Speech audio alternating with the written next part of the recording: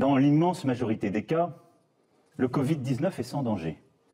Sur le CICE, moi, ce que je demande à chaque entreprise, à chaque branche, c'est en effet d'expliquer ce qu'elle en fait.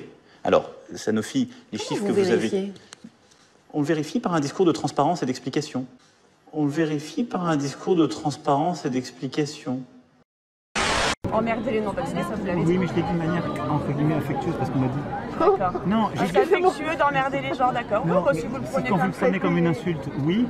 Non, mais quand vous dites... Quand quelqu'un me dit je t'emmerde, excusez-moi, je monsieur vais pas Macron, je polémiquer dis pas... là-dessus. Ça, c'est une insulte. Hein. Non, ça, c'est une insulte, mais c'est pas ce que j'ai dit. Ce n'est pas ce que j'ai dit. Vous avez dit vous emmerdez les Français. Non, j'ai dit, il faut le remettre en contexte, on va pas refaire un film. Je ne me travestis pas, voyez. Je n'essaie pas de faire croire aux gens que je suis quelqu'un d'autre. Je n'ai jamais eu dans mon cabinet un collaborateur s'occupant de ma circonscription. Le libéralisme politique et économique est une valeur de gauche. Moi, je suis socialiste et je l'assume. L'honnêteté m'oblige à vous dire que je ne suis pas socialiste. Pour ma part, je suis de gauche. Alors à l'époque, j'étais pas de gauche. Vous n'avez plus rien à voir avec le Parti socialiste. Mais je ne suis pas au Parti socialiste. C'est un mouvement politique qui ne sera pas à droite, qui ne sera pas à gauche. Monsieur Macron, vous nous dites « je ne suis ni de droite ni de gauche ». Je n'ai pas dit ça ainsi. Non. Écoutez, moi je me sens pleinement de gauche, c'est ma conviction profonde, sinon je ne serais pas engagé.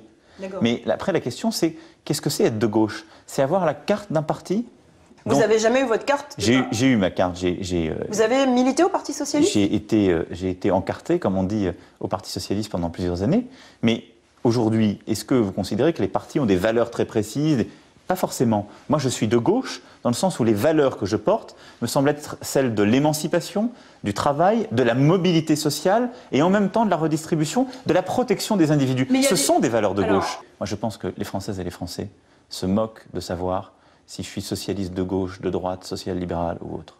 Ils veulent savoir si la politique, sous l'autorité du Premier ministre et du Président de la République que je conduis, est efficace et si elle est juste. Mais ça vous atteint? C'est l'idée que atteint? me fait de la gauche. Non, pas du tout. Ce qui m'atteint, c'est quand je vois des concitoyens qui ont des difficultés au réel. Ça m'atteint beaucoup plus. Ça m'atteint. C'est pour ça que je me bats. Mais vous pensez que ça allait être aussi dur? Parce que c'est quand même pas facile. Vous êtes critiqué tout le temps. Mais dont acte, ça veut dire que les choses bougent. Non. Vous dites « je viens », mais vous dites pas « je suis ». Non, parce que je suis aujourd'hui en train de construire une offre politique qui dépasse ce clivage. Je me retrouve beaucoup plus dans le progressiste.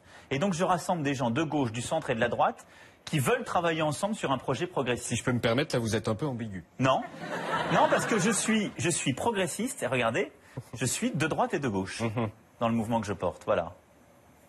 Ok. Mais je suis désolé de vous dire, on se fout des programmes. Ce qui importe, c'est la vision. Il n'y a d'ailleurs pas une culture française. Pensez bien au fait que les gens sont debout pour la très grande majorité. D'accord, j'ai compris. Si vous voulez être en train de me dire poliment qu'il faut que ce soit court.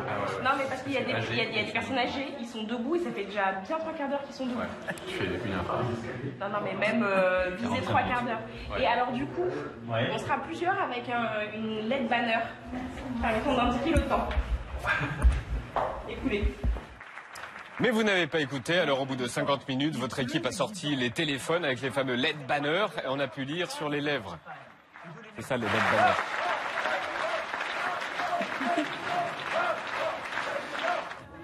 Et rien n'y fait, vous avez été interminable. Oh, merci à vous. C'est vrai?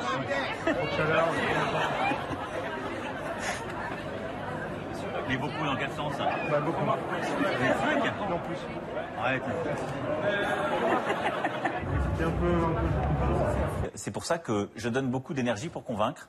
Il faudrait faire les mêmes à la sortie. Moi, je pense que ceux qui ne sont pas convaincus sont ceux qui s'évanouissent.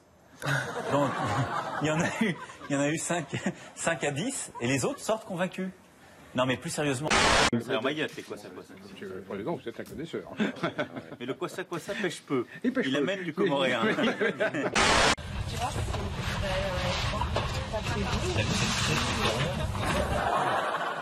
Mon médecin traitant, il a été radié. Mon dentiste, il a été radié. L'infirmière libérale que vous avez dans nos villages, il a été radié. Vous trouvez ça normal? Il n'a pas été radié par moi.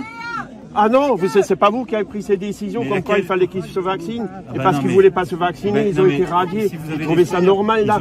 Vous les remettez en place? Ce sont les ordres qui les ont... Ah oui, c'est des ordres. Bah oui. Et c'est qui a donné les ordres aux ordres de médecins? Parce que... C'est un scandale. Mais attendez, madame... Non. Je ne me changerai pas parce que je ne me travestis pas. Sur l'hôpital, je vous donne des faits, ouvrez n'importe quel livre. Sur l'hôpital, j'ai remis oui, bien sûr. 11 milliards par an. Oui, oui. 11 milliards par an sur les salaires. C'est pour ça que 5700 lits ont été supprimés en 2021. Non, mais c'est pas vrai. Le système, vous, ça se mélange quand même beaucoup dans la tête. Bah oui, mais il y a beaucoup d'arguments que je mets en place. Ça, c'est pas des arguments. C'est des trucs qui vont dans tous les sens. Parce que vous êtes machiavélique, vous êtes manipulateur et vous êtes menteur en plus. Vous avez assassiné l'hôpital. Mais vous êtes fou, quoi. Oui, ah oui, je suis fou. Vous êtes un vrai caméléon, monsieur. Mais non. Depuis la mi-décembre, l'Allemagne, notre ami, notre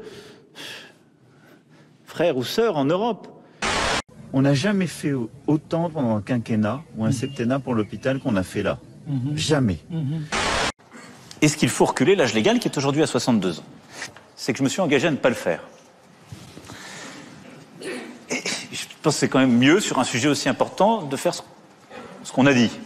Par contre, travailler plus, ça peut se faire d'une autre manière. C'est d'allonger la durée de cotisation et de laisser le libre choix.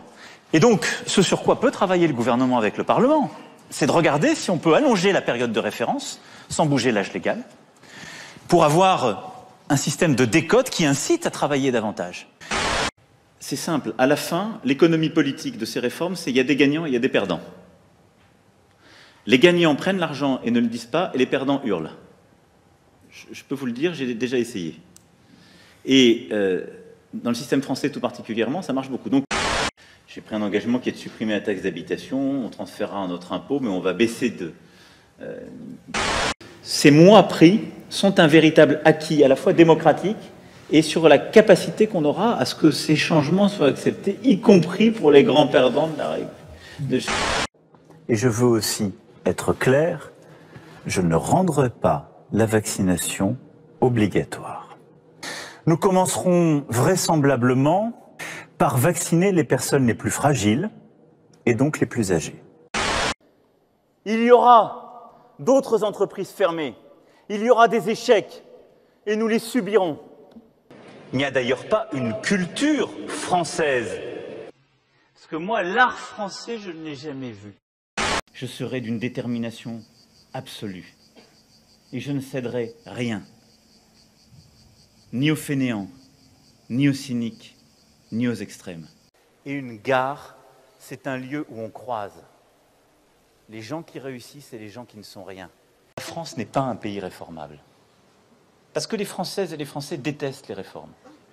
C'est un peuple qui déteste cela. Je ne peux pas cautionner un texte qui a pour objectif d'emmerder les Français. Un président de la République, de par sa mission, n'a pas à emmerder les Français. Si nous sommes ici pour amender un texte de loi visant à emmerder les non-vaccinés, savoir si nous devons amender pour moins les emmerder ou amender pour plus les emmerder. Il s'agit d'un bénala sanitaire. Est-ce un texte qui vise à protéger la santé des Français ou à les emmerder? Si je n'étais que la cupidité, je n'aurais pas choisi de quitter la banque d'affaires, ou alors je serais un être extrêmement complexe, voire pervers. C'était étonnant.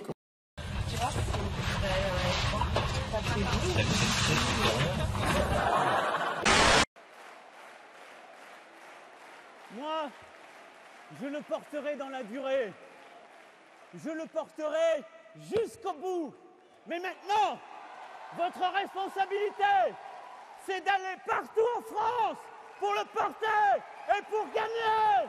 Ce que je veux, c'est que vous, partout, vous alliez le faire gagner parce que c'est notre projet.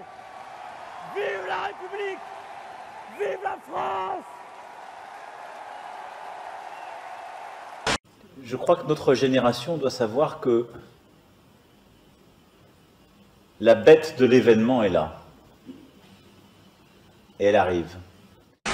Je veux que chaque homme, chaque femme et chaque enfant réalise que nous risquons de plonger dans le chaos. Je veux enfin qu'ils n'oublient pas pourquoi ils ne sont rien sans nous. Il faut là aussi, à chaque instant, nous souvenir